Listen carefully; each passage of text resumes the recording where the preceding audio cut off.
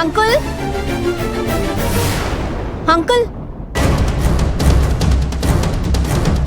Mind పనిచేయట్లేదు అనుకో. ఇంటికి రావద్దని చెప్తే అర్థం కదా? ఎందుకు వచ్చావు? ఒక ఇంపార్టెంట్ విషయం మాట్లాడదామని వచ్చాను అంకుల్. ఏదైనా ఉంటే ఫోన్ చేసి చెప్పాలి గానీ డైరెక్ట్ గా ఇంటికి వచ్చేస్తావా? ముందు వెళ్ళిపోయి ఇక్కడి నుంచే. అది కాదు అంకుల్, చాలా ఇంపార్టెంట్, అందుకే ఇంటికి వచ్చాను. చెప్పేసి వెళ్ళిపోతాను. చెప్తుంటే అర్థం కావట్లేదు అనుకో. అది కాదు అంకుల్. ఒక్క నిమిషం డాడీ, జరుగు. ఇప్పుడు చెప్పు, ఏంటి నీ గోలా? సంజు, తను చెప్పేదేంటి, మనం వినేదేంటి? ముందు ఇక్కడి నుంచి వెళ్ళిపోమని చెప్పు. అంకుల్ ప్లీజ్ అంకుల్, నేను చెప్పేది వినండి అంకుల్. విక్రమ్ వల్ల నాకు చాలా ప్రాబ్లంగా ఉంది అంకుల్. ఆఫీస్లో మిస్బిహేవ్ చేస్తున్నాడు, నన్ను టార్చర్ పెడుతున్నాడు. మీరేమో ఇంటికి వెళ్ళాక కూడా పవిత్ర వాళ్ళని ఫాలో అవ్వమంటున్నారు. అందుకోసమని ఇంటికి వెళ్తే అక్కడ కూడా మిస్బిహేవ్ చేస్తున్నాడు. వాడి టార్చర్ తట్టుకోలేకపోతున్నాను అంకుల్. మీరు కొంచెం వార్నింగ్ ఇవ్వచ్చు కదా? మాకు అదే పనా? వేరే పని లేదా? నీకు జాబ్ ఇవ్వాలి, శాలరీ ఇవ్వాలి. నీ పర్సనల్ పనులు కూడా మేమే చూసుకోవాలా? నీ ప్రాబ్లమ్స్ ని నువ్వే హ్యాండిల్ చేసుకో. దాన్ని మా దాకా, మా ఇంటి దాకా తీసుకురావద్దు. వెళ్ళిపోయి ఇక్కడి నుంచి. సంజు, నువ్వైనా నా ప్రాబ్లం అర్థం చేసుకోవచ్చు కదా? విక్రమ్ వల్ల చాలా ఇబ్బందిగా, భయంగా ఉంది. చూడు విద్య, ఆఫీస్ అన్నాక ఇలాంటి ప్రాబ్లమ్స్ ఉంటాయి. కలిసి వర్క్ చేయాలి. ఏదో ఒక విధంగా నువ్వే మేనేజ్ చేసుకోవాలి, కానీ మాకిలా కంప్లైంట్ చేయడం కరెక్ట్ కాదు. వర్క్ డిస్టర్బ్ కాకుండా నీ ప్రాబ్లం నువ్వే సాల్వ్ చేసుకో. వెళ్ళిక్కడి నుంచి. అది కాదు సంజు.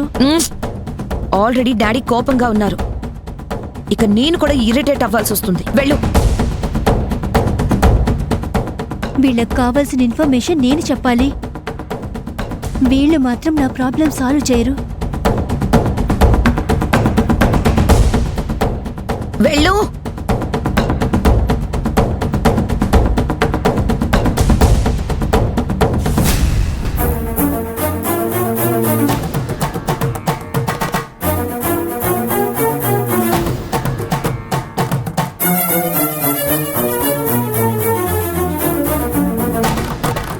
విద్య గురించి పవిత్ర పర్ఫెక్ట్గా గెస్ చేసి నన్ను ఇక్కడికి పంపింది.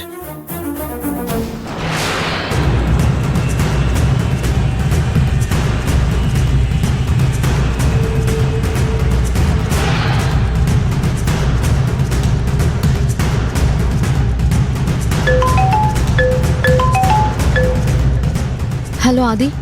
పవి, నీ గెస్ కరెక్టే. విద్య ఇక్కడికి రాజశేఖర్ అంకుల్ ఇంటికి వచ్చింది. వాళ్ళతో మాట్లాడి ఇప్పుడే బయలుదేరుతుంది. సరే, నువ్వు ఫోన్ పెట్టేసి విద్యతో మాట్లాడి నేను నీకు కాల్ చేస్తాను.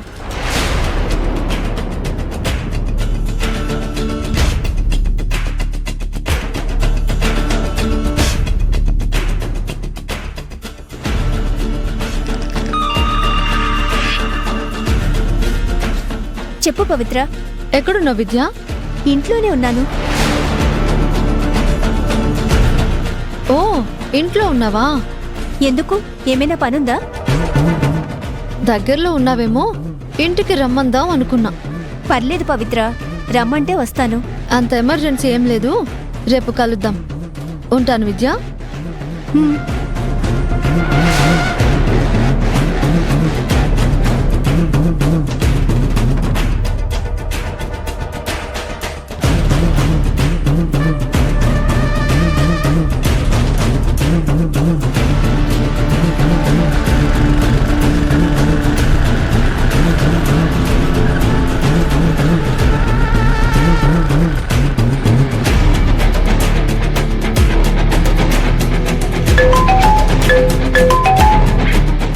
ఏమంటుంది పవి?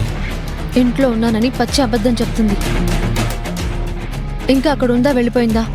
ఇప్పుడే వెళ్ళిపోయింది. నేను తనకి జాబ్ ఇస్తే నా దగ్గర శాలరీ తీసుకుని రాజశేఖర్ అంకుల్ వాళ్ళకి స్పైగా పనిచేస్తుంది.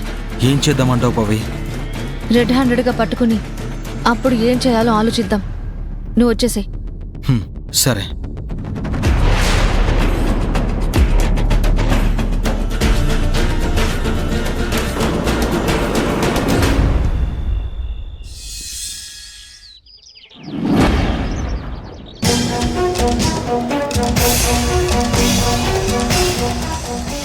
ఓకే, మళ్ళీ మాట్లాడతాను. చెప్పు పవి. విద్యాని రెడ్ హ్యాండెడ్గా పట్టుకుని ప్లాన్ ఏమైనా ఆలోచించావా? అదే ఆలోచిస్తున్నాను పవి, కానీ ఏం ఐడియా రావట్లేదు. నీకు ఐడియా వచ్చేలోపు పుణ్యకాలం కాస్త పుణ్యక్షేత్రాలకు వెళ్తుంది. నేను ఒక ఐడియా ఆలోచించాను. ఏంటా ప్లాన్? వెయిట్. ఎవరికి ఫోన్ చేస్తున్నావు? విద్యకి.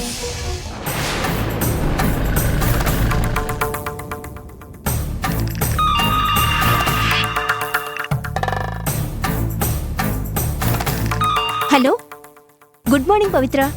గుడ్ మార్నింగ్ విద్య. నేను ఆది ఈరోజు ఆఫీస్కి రావడం లేదు. పర్సనల్ విషయం మీద బయటకు వెళ్తున్నాం. ఎక్కడికి వెళ్తున్నారు పవిత్ర? ఏదైనా ఇంపార్టెంట్ పనా? అవును విద్య. ఎందుకు? ఊరికే పవిత్ర. సీక్రెటా? లేకపోతే ఎక్కడికి వెళ్తున్నారో చెప్పొచ్చు కదా. పర్సనల్ అని చెప్పాక కూడా అలా ఎలా అడుగుతావు? సారీ పవిత్ర. మనం ఈరోజు సబ్మిట్ చేయాల్సిన కొటేషన్ ఫైలు ఆది రూమ్లో ఉంది. ఆఫీస్కి వెళ్ళేటప్పుడు వచ్చి తీసుకుని వెళ్ళి సబ్మిట్ చేయి. సరే పవిత్ర, ఓకే.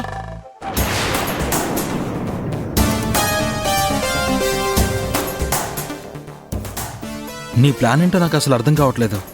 విద్య వచ్చి ఫైల్ తీసుకెళ్తే మనకి రెడ్ హ్యాండెడ్గా ఎలా దొరుకుతుంది? మనం ఆఫీస్కి వెళ్తాం. విద్య జెన్యూన్ అయితే ఫైల్ తీసుకుని ఆఫీస్కి వస్తుంది. లేదా రాజశేఖర్ అంకుల్ స్పై అయితే ఫైల్ తీసుకుని అక్కడికి వెళ్తుంది, మనకి దొరుకుతుంది. పర్ఫెక్ట్. కానీ సీతమ్మ డాడీ, నాన్నమ్మ, తాతయ్యల్ని తీసుకుని హాస్పిటల్కి వెళ్ళింది. మనమా ఉండట్లేదు. విద్య వస్తే ఫైల్ ఎవరిస్తారు? కీర్తి వాళ్ళందరూ ఇంట్లోనే ఉన్నారు కదా, ఎవరో ఒకరు ఇస్తారు. ఓకే.